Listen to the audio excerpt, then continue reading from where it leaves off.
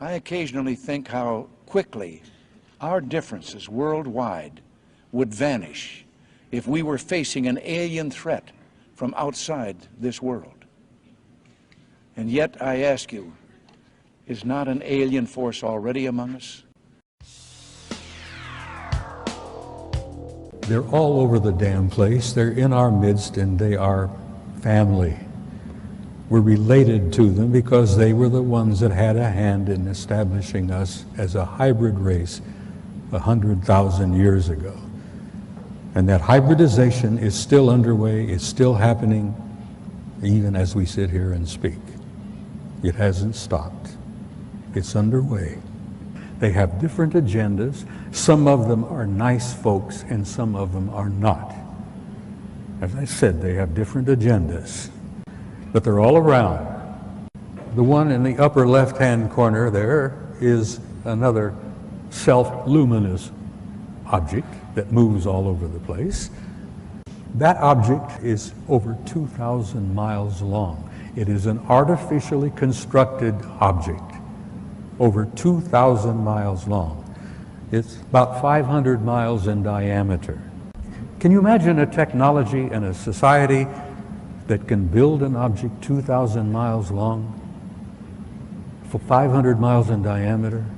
Oh, this is an object that flew up and knocked the Soviet satellite out of orbit some years ago. The Soviets sent up damn first-rate satellite. No one believed me, even from those few people that I was able to share this experience with, that this is true. But luckily, with the development of the ufology and many great people out there that are doing the research and providing the video evidence.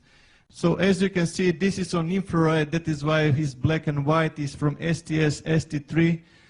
63, sorry, and they are trying to locate the Mir space station. They cannot locate the Mir space station because more than 100 objects are appearing and disappearing from the radar. Those are the same type of craft that I observed on the asteroid belt between Mars and Jupiter. And those are those balls of light that I was observing in those times, as you can see clearly creating intelligent formation. And they wanted to take pictures of one of the moons. They wanted to take pictures of Phobos, one of the two moons of Mars. And while they were taking pictures, this object comes up from the surface of Mars, bumps the Soviet Phobos satellite, knocks it out of orbit, and it crashes. Next picture, please. What you see there is a picture of Phobos, the moon, and I mean artificial moon of Mars, and below it you see an object that the Soviets said measured roughly 15 kilometers in length. An artificial object near Phobos, the moon, 15 kilometers in length. Next picture, please. That's the moon, 12 miles in diameter. The Soviets planned to land on it. Well, someone else said, no, you're not going to do that. But that is a picture of Phobos, which they've all concluded is an artificial satellite.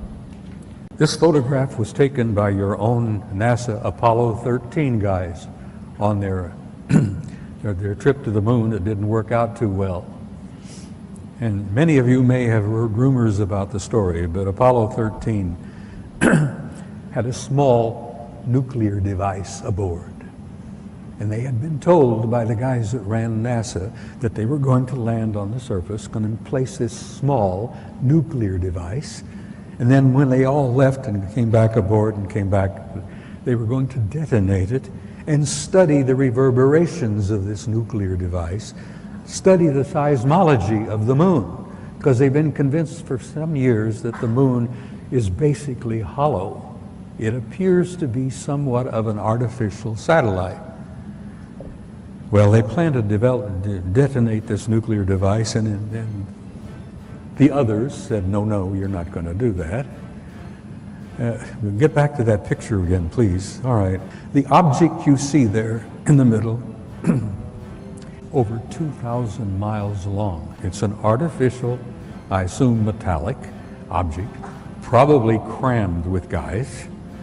And that object followed our Apollo 13 all the way to the moon, around and back. Now, whether they were trying to make sure the Apollo 13 guys got home safely or what, whether they were the ones responsible for Apollo 13's little accident, which kept them from landing on the moon and placing that nuclear device, who knows? We may find out someday. But here you have an artificial object in orbit. Now, I've spent some time aboard aircraft carriers with my kid. We have carriers with 5,000 men in the crew, 1,000 feet long, 150 aircraft. You know, there's snack bars, dining rooms, accommodations, this and that. Can you imagine the accommodations on an object over 2,000 miles long? Next slide, it's the second photograph. Same objects, but a second photo in the sequence. That's the big mother, and I use that, no pun intended. There are other objects out there. There's a disc-shaped object, and then there's the other object. Then above it is the moon out there. But there's that one big object out there. I'm sure they got a crew of hundreds, maybe a couple of thousand. The ones I refer to as the others. I hate the term alien. I hate the term UFO. There are no UFOs. We've known what they are for years and years and years. Some of them are ours, some of them are theirs. There's no unidentified flying objects out there. They're all identified. I've tried to impress upon you the seriousness of it, the seriousness of the cover-up and the lies they've been telling you, the importance of why you need to know as much as you can know. And you need to be presented with the material because, damn it, you all deserve the truth. You have a right to know and you have a need to know because you are the people that this whole damn thing is all about.